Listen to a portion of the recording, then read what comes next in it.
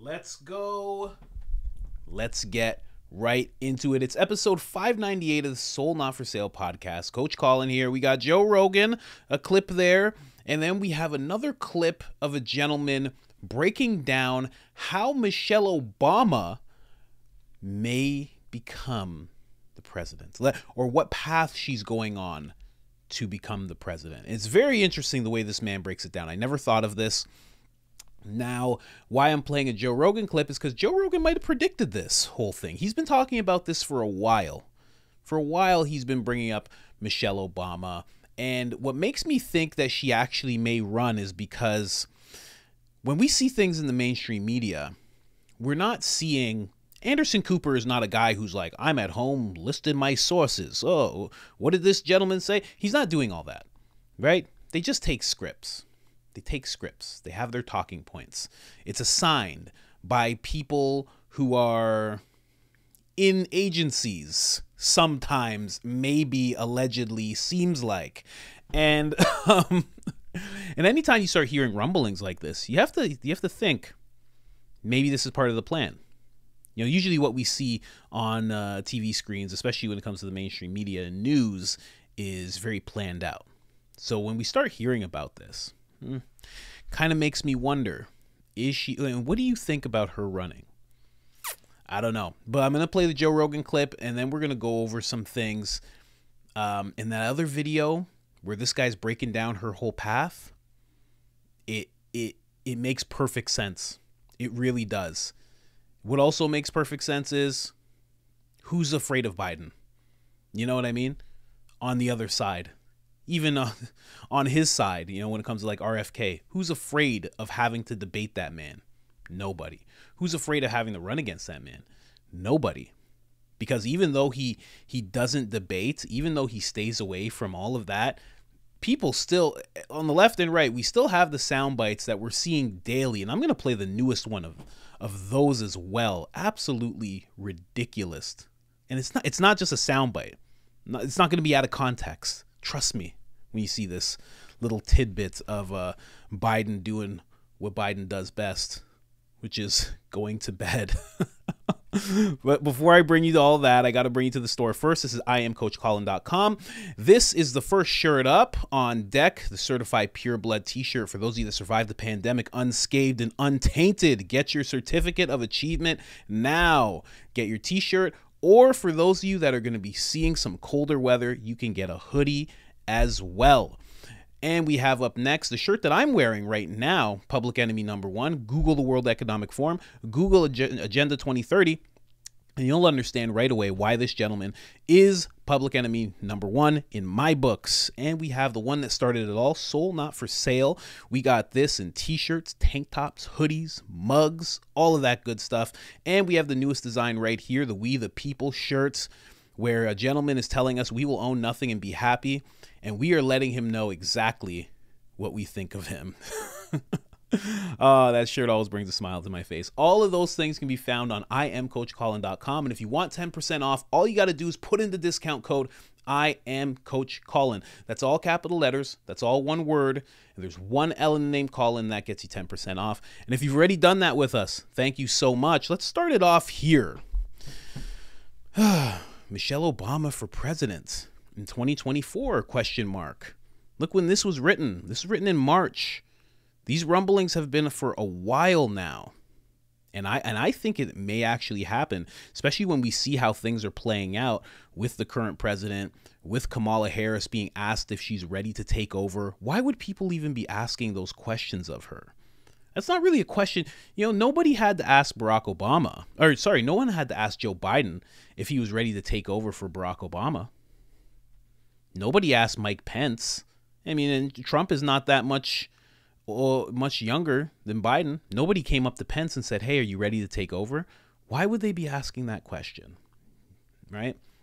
So it says at the top here, Democrats say Michelle Obama has the it factor that could maybe beat Donald Trump in 2024. I like how even the Democrats say could maybe. It's not guaranteed. It's definitely not guaranteed. I really don't even see it happening, but it would be their best bet. While Democratic leaders are publicly rallying behind Joe Biden to be their guy for 2024 presidential election, behind the scenes, Democrats are still mulling the best leader for the party who could win a standoff against former President Donald Trump in 2024. Very interesting. Again, why bring this up? Why start saying this? If it was just a couple of reporters and that's just their idea of what's going to go on, that's one thing. But again, in the mainstream media space, they don't have that. You don't just get to make up some kind of story. You don't get to just go on a hunch. That's why they got rid of Tucker Carlson. Nobody else is doing that since he's been gone. At Fox, CNN, MSNBC has never had that ever. And so it's just very interesting to see. Also very interesting to see, like, this is like an East Indian website. And even they are hearing that Michelle Obama may be running, that Democrats, desperate Democrats, are urging Michelle Obama to run for president. I find that very, very interesting. Again, not sure if it's going to happen. But again, when we look at what's going on in the landscape of things, Joe Biden is not ready to go up against Donald Trump. He's just not. If he has to debate him, it's over. And even if he doesn't, again, everybody can see what's going on. If you're a Democrat and you're part of that blue no matter who, even you know that this guy's not the best. You just do. I don't see how anybody can argue that.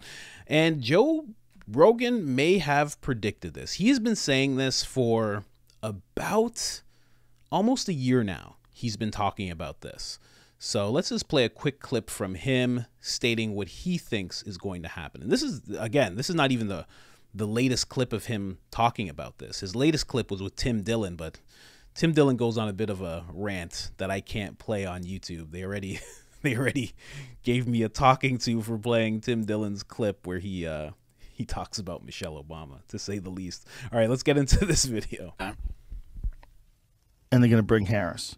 Michelle Obama and Harris. Harris comes back as the vice president. Michelle Obama's the president. We get a double dose of diversity. They'll win. Let's go, champ. They'll win. And then who's on the Republican side? DeSantis? Trump and DeSantis together. They have to make a super team. It's the only way they win. Interesting. That's the only way they win. Super team. Trump comes out as the president. Yeah, if Michelle Obama, I really believe if Michelle Obama runs, she wins. Yeah. I think she wins. She's good. She's great. Yeah, she's intelligent. Yeah. She's articulate. She's the wife of the best president that we have had in our lifetime in terms of like a representative of intelligent, articulate people. She could win. Yeah. I think the only thing that would stop is if she bought into some.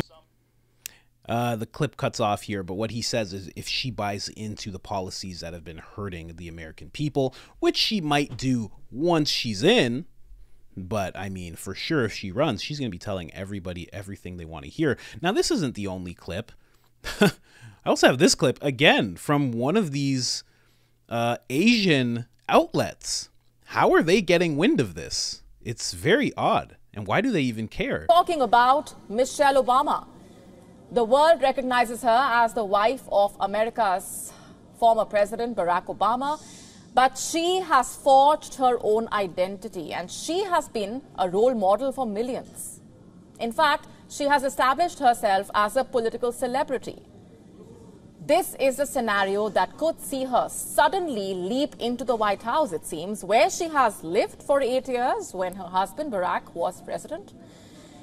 News reports are beginning to suggest that the Democrats will wait till the primaries are underway and the two wayward outsiders in the Democrat race have lost the little momentum they have. And then Joe Biden will announce that he is bowing out, making way for the Democrat senior leaders to rally around Michelle Obama. Interesting. Wow, how do they even know about this? Why is everything on the world stage with America? They shouldn't even know about this. But now we're going to hear a different gentleman. He's going to give his little commentary on this. And listen to what he thinks is going to happen. And he makes the parallels between what Barack Obama did to get in office and what Michelle Obama is currently doing. And this stuff I had no idea about. So let's listen to this real quick. Good to be here. Thank you. Well, Joel, it's a pleasure having you on. An old saying I say on this program all the time is there's no such thing as coincidences. I just couldn't help but notice all the things coming out recently about Barack Obama. And then, you know, it was a caller who says, hey, you got to look at Joel Gilbert and his documentary. I thought, well, maybe this may be about Michelle and trying to damage her. Yeah, I think that may be part of it. The allegations that have come out in the media in the last few weeks really were around for years. David Garrow's book that had the quote where Obama said he makes love to men in his imagination came out several years ago. And, of course, Larry Sinclair was from way back in 2008. So the fact that these are coming to the surface tells you that I think there's something going on in Obama world. And I make the case that I believe that Joe Biden is on his way out. I think that's pretty much the consensus. Nobody really believes he'll be the candidate in 2024 because of health, because of corruption, because of his terrible record. And I make the case in my film and book that Michelle has been pretty much copying Barack Obama's path to the White House. Barack had a voter registration organization in Chicago called Project Vote before he ran for president. Michelle founded something called When We All Vote that's supported by the Soros Group for $26 million. She's been running around the country registering people for several years. Barack wrote 2 autobiographies, Dreams from My Father and The Audacity of Hope. Sure enough, Michelle wrote 2 autobiographies, Becoming and The Light We Carry. They're also on Netflix as TV specials. And of course, Barack was the keynote speaker who introduced John Kerry at the 2004 Democrat convention. Sure enough, Michelle introduced Joe Biden at the 2020 Democrat convention. So I think she's positioned herself just like Barack did, and the Democrat Party has set it up for her. Don't forget, they moved the first primary out of Iowa, where she would have had to campaign in 100 counties, to South Carolina, where half the Democrat electorate there for the primaries are going to be African American. She also claims that as her adopted home state. How, Joel, does she make her way then around Kamala Harris or possibly even Gavin Newsom, who I know has aspirations of this? Well, Michelle Obama is the best-loved Democrat. She's the most popular person in the country, if not the entire world. She's had 15 years of all positive publicity, hundreds of magazine covers, hundreds of interviews, sitcoms, talk shows. Kamala Harris is not a very popular person. Even the black community does not consider her to be black because her father's from Jamaica, her mother's from India, she grew up in Canada, so she's not really considered African American by the black community. Gavin Newsom is from my state. He's a failed governor. He's kind of a snarky white guy. And don't forget, the Democrats have now turned toward ethnic minorities in positions of power because of the progress that Donald Trump made in delivering for minorities with prison reform, the economy, school choice. So the Democrats are desperate to keep their core voting groups of blacks and minorities. That's why they appointed the UN ambassador as a black lady, minority leader in the House, head of the Joint Chiefs of Staff, press secretary. Their message is rather insulting. If you're black, their message is, we look like you, so vote for us. That's their message. So Michelle just checks all the boxes. They're really not interested in white men anymore. All right. What's your predictions as they set up against President Trump? Clearly, I think Joe Biden's the easiest to beat. And I say this with the caveat that if the elections are fair and the systems are fair. I think Michelle Obama is very much like Hillary Clinton. She's despised by so many people. I do get that she's loved by many as well. Do you think she stands even a chance against a President Trump? Yeah, Michelle's a formidable candidate. She's been working on these minority groups and women outreach for years. So she's really been developing these constituents groups for years. She's very, very popular. She'll come in and say, remember how much you love the Obama years, and we never had any scandals. She'll appeal to nostalgia and say she wants to bring the country together again, and that's why she's running. So it'll be a difficult race, but I think my film and my book, I show Michelle's real story, where it shows that Michelle was running away from the black community as a kid. She ran away. Her and her brother refused to go to schools where there were all black kids and went an hour and a half away to study with whites. They were doing white flight. And then Michelle, as a professional in Chicago, she made 20,000 blacks homeless when she knocked down the projects at Cabrini Green to give away the land to these Democrat donor developers like Tony Rezko when Michelle worked for the mayor of Chicago. And then for the University of Chicago Medical Center, Michelle headed up the Southside Health Collaborative, and her job was to deny access to health care to black residents from the South Side. Michelle would do something called patient dumping, which was illegal. If you showed up and you're black at the hospital, she'd ship you back to the South Side, to these crappy clinics. So the reality is Michelle has a terrible relationship with the black community. She was afraid of them growing up. They would beat her up and call her an Oreo, meaning you're black on the outside, but you're white on the inside. And she exploited them in her professional career. So I think my book and film really show who Michelle Obama really is. And, you know, that wasn't even pertaining just to the whole timeline or the parallel between her and Obama. But the reason I let that play is because all those things that negatively impacted the black community, all of those things are forgotten. All of those things will be forgotten. When it comes to a woman, especially a woman of color that tries to run for president or is going to, all of that will be pushed aside and she will be fully embraced. First by women of color, then by women in general, then by people of color, then, you know, that's how I think it'll go. And then, of course, the full Democrat, everybody who's on the left. That's why it's a worrisome thing for Trump, in my opinion. And I didn't realize she was doing all that stuff that completely parallels Obama. I think this guy makes a really good case. He actually has something coming out. I believe it's a book. It's called Michelle Obama 2024. If it's not out already, it's coming out very soon. I think he's onto something with everything he just said.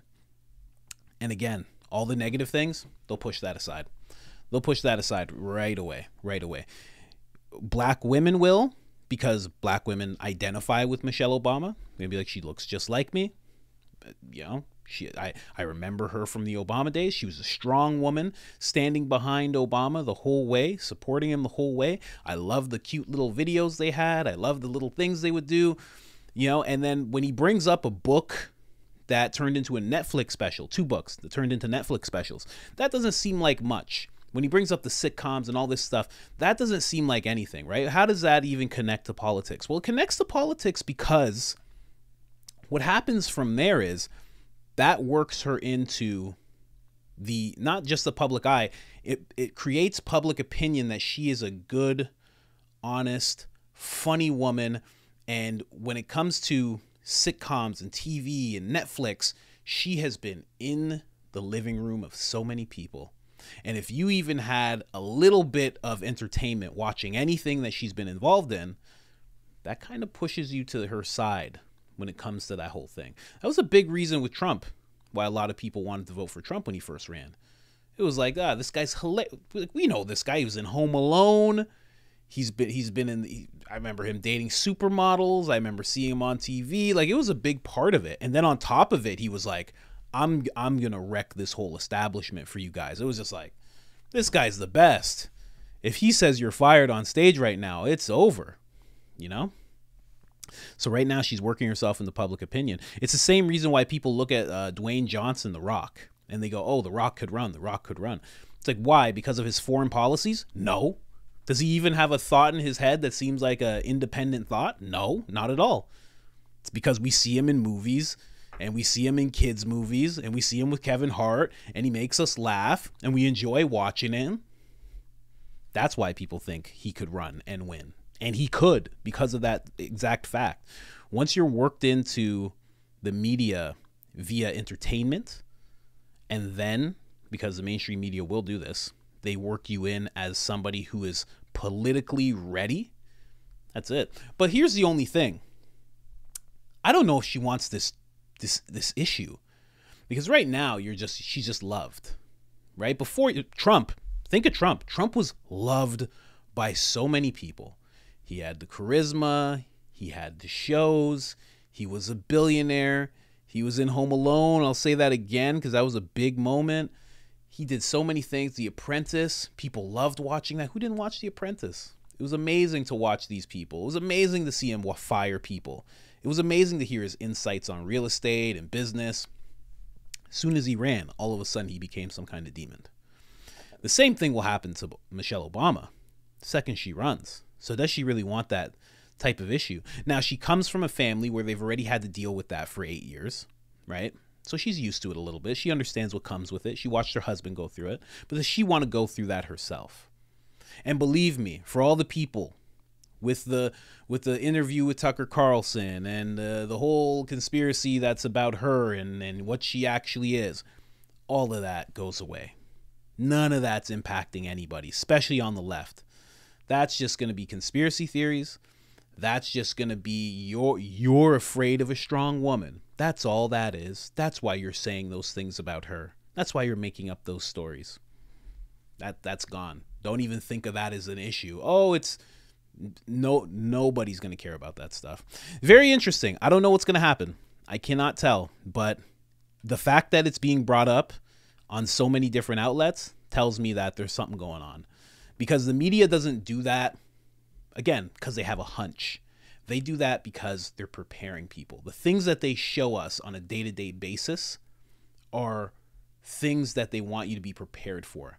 They don't want you to be blindsided. They want to lull you slowly into the positions and thought processes that they have in store. So we may be seeing Michelle Obama running for president. Let me know what you think of that in the comments. If you haven't subscribed already, subscribe. If you haven't liked the video already, hit that like button. I know it's down there somewhere. Hit it as quickly as possible. And hit that notification bell, because we're putting out 1 to 3 videos a day, and it's hard to keep up otherwise. Other than that, I am out.